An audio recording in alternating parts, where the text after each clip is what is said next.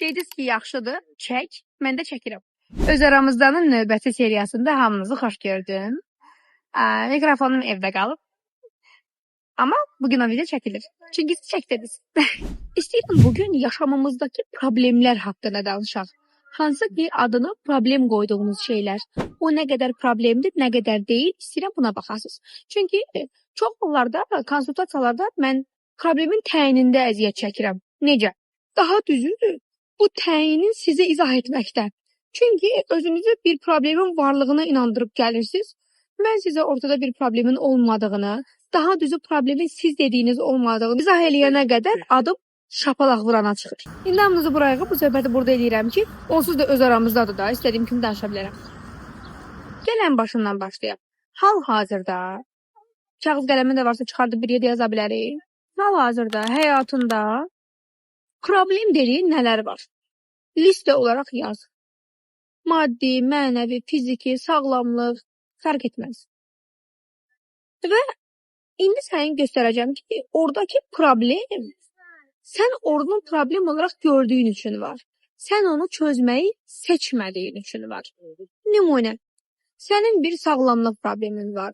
Məsələn, tiroid bozukluğu. Həftə 8 mən 9 gündə qarşıma çıxır. Hər dəfə də siz deyirsiniz, ay mənim tiroidim işləmir, qanın belə, bədənim elə. 1. Supplementləri niyə vaxtı-vaxtında içmirsən? Qan dəyərləri niyə vaxtı-vaxtında yoxlatmamısan? Hələ fiziki tərəfini danışıram. Fiziki hərəkət niyə eləmirsən? Niyə normal qidalanmayıb ağzına gələni yeyirsən? Bütün gündə paketli qidalarla bağırsaq sistemini və təbii ki, tiroid sistemini pozursan. Bu bir. Növbəti də gəlim uzmanlıq alanına. Niyə öz yerində deyilsən? Vücudun sən öz yerində olmayanda sənə reaksiya verir. Sənə reaksiya verir ki, məni qurtar da buradan. Mən bura niyə salmısan? İndi mən də səndən soruşuram. Öz ora niyə salmısan? Məqsədin nədir? Özündən nə istəyirsən? Niyə istəyirsən? Niyə çəkmirsən özündən? Nəyin dağbasıdır? Bu dağbanın nəticəsində sən bu dünyada nə gözləyirsən? Hansı gözləntilərin altında əzilirsən ki, bədənin belə reaksiyalar verir?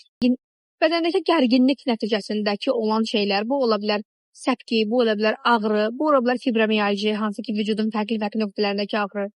Ümumiyyətlə, stres, qayğı və kortizol nədəni ilə, sıxılma nədəni ilə olan xəstəliklərin səbəbi nədir? Başının içində özünə yüklənməyin. Bunu özünə niyə eləyirsən? Bunu niyə həll eləmirsən? Sən baxırsan nəticəyə, simptoma və elə bilirsən ki, problem simptomdur. Amma o problemin kökü sənin zehnin içində idi, o baş vermişdi və sən onu həll etməməyi, davam etməyi, sürdürməyi və normal qəbul eləməyi seçdin. Ya da sənin listəndə var hansısa bir maddi problem. Ola bilər ki, borc, ola bilər maddi yetərsizlik. Mənim sənə bir sualım var. Nədən çəkinirsən? Qorxduğun şey nədir? Niyə qaçıb gizlənmirsən? İş görmürsən? Niyə addım atmırsan? Atırsansa niyə daha böyüyünü atmaqdan çəkinirsən?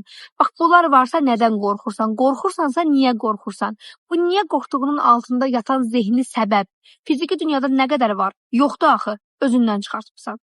Utanmaqdan qorxursan, utandırılmaqdan qorxursan, günahkarlıqdan qorxursan. Bütün bunlar zehnində ilişdiyin məsələlərdir. Yəni problem sənin pulunda deyil, tərpənməməyindədir. Problem tərpənməməyinin də altında yatan zehni səbəblərindədir. Sən başının içində özünə limit qoyduğun müddətcə həyatda irəliləməyin mümkün deyil. Və ya başqa nümunə. Münasibətlərin alınmış. Niyə? Ego savaşındasan. Münasibətlərin sənin istədiyin kimi deyil. Niyə? Yarışırsan. Başqalarının münasibətlərini idealizə eləyib, onun kimi olmağa çalışırsan. Problem münasibətdə deyil ki. Seçdiyin adam pisdir. Niyə seçmirsən? Həyatında niyə saxlamırsan? Oldu da mənim başıma bu gəldi, məndə belə oldu, atam elədi, anam elədi. Hələ də səni qurban rolunda tutan şey nədir? Hə, gördün? Xoşuna gəlməmiş ola bilər. Amma dediyim kimi, mən məqsədim bunu tez-tez xatırladıram sizə. Mənim sizin xoşunuza gəlməyim deyil. Özünüzün öz xoşunuza gəlməyinizi təmin eləməkdir. Ona görə də ayılın. İndi həyatınıza baxın, görün həyatınızda hansı problemlər var. Hətta bilirsiniz neyin? İndi bu videonu dayandırın. Gedin təzədən problemlər siyahısı yazın. Daha dürüst, net.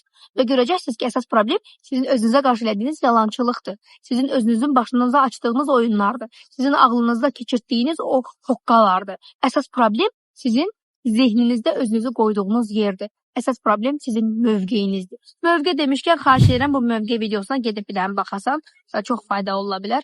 Və beləcə zaman həyatında özünə daha dürüst olmağı öyrənəcəksən.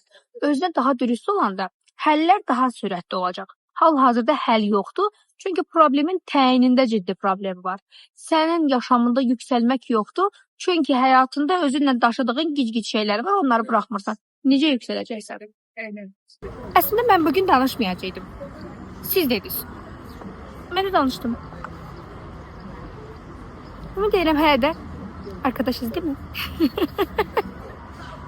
Bəzən olur, videolarda gıcıq olursunuz, bəzən olur küsürsünüz, bəzən olur çıxıb gedirsiniz, sonra təkrar gəlirsiniz, bəzən dönmürsünüz. Hər şey ola bilər. Hamısı insan həyatıdır, insan seçimləridir, hamısının normallığını mən qəbul edirəm. Səni də olduğun kimi qəbul edirəm və səni çox sevirəm. Burada bu platformada gördüyün hər şey sənin üçündür. Sevgimdəndir. Mən indi hava almağa gəlmişəm və o anda bu anın içinə səni yerləşdirirəm. Çünki sevirəm. Və indi bax gör sən özünə necə davranırsan. Sən həyatında özünü haralarda necə yerləşdirirsən. Sən nə qədər sevirsən. Sən səni sevənlərə necə reaksiya verirsən. Sənin sevgidən anladığın şey nədir? Nədən qorxursan? Çəkindiyin nədir? Niyə dünyanın sənə verdiklərini götürmürsən? Bəhanələrin nədir? Sən indi bir dənə siyaha da yaza bilərsən. Mənim bəhanələrim.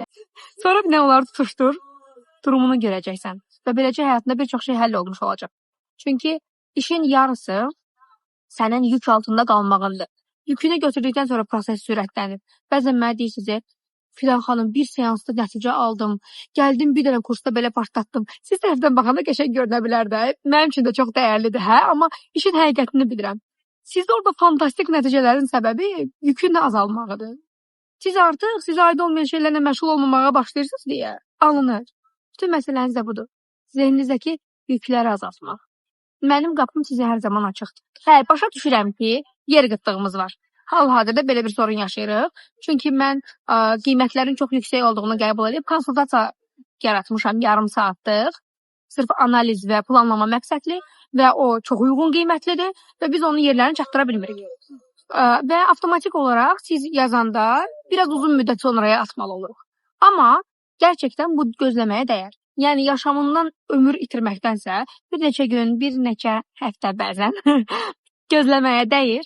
Biz sənlə görüşürük, biz sənə sual kiti göndəririk, detallı səni analiz edirik. Sonra mən otururam, axşam keçilərim gələndə 12-dən sonra bütün cavablarınızı analiz edirəm. Hər birinizə ayrı-ayrı planlama çıxarıram.